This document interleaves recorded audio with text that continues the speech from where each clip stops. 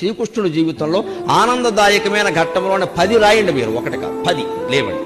2-3 మించి మీకు దొరకవండి. విషాద ఘట్టాలు రాయండి అమ్మా. నేను చెబుతున్నా 25 దొరుకుతాయి. 25 అది శ్రీకృష్ణుడి జీవితం. పుట్టింది జరసాల్లోన, పుట్టిందో తల్లిక, పెంచిందో తల్లె, పుట్టిందో తండ్రిక, పెంచింది ఇంకో తండ్రే. అందులో పెంచిన తండ్రికేమో తన బిడ్డ కాదని తెలుసా, ఆ తల్లికేమో తెలియదా? ఏమి జీవితాలండి. అవునడానికి లేదు, కాదనడానికి లేదు. నిజం ఒకటికి తెలుసు, నిజం ఇంకోళ్ళకి తెలియదు. కానీ పెరిగాడు మహానుభావం. పుట్టగానే చంపేస్తాననే మేనమామ. మనం ఎంత అదృష్టవంతులో ఉండే అటువంటి మేనమామలు మనకు లేదు. కత్తెట్టు కూర్చున్నాడు ఆ జైలు దగ్గర. అదే శ్రీకృష్ణుడి జీవితం. అవతార పురుషుడు అంటున్నారు కదా. మరి ఇంత భయంకరమైన జీవితంలో కూడా భగవత్తత్వాన్ని వ్యక్తం చేసిన మహానుభావుడు శ్రీకృష్ణుడు. కృష్ణం పొందే జగత్. అవతార పురుషులు అనగానే రామకృష్ణుడు అనగానే వాళ్ళకి ఏం ఆపదలు లేవనుకోకుండా అమ్మా.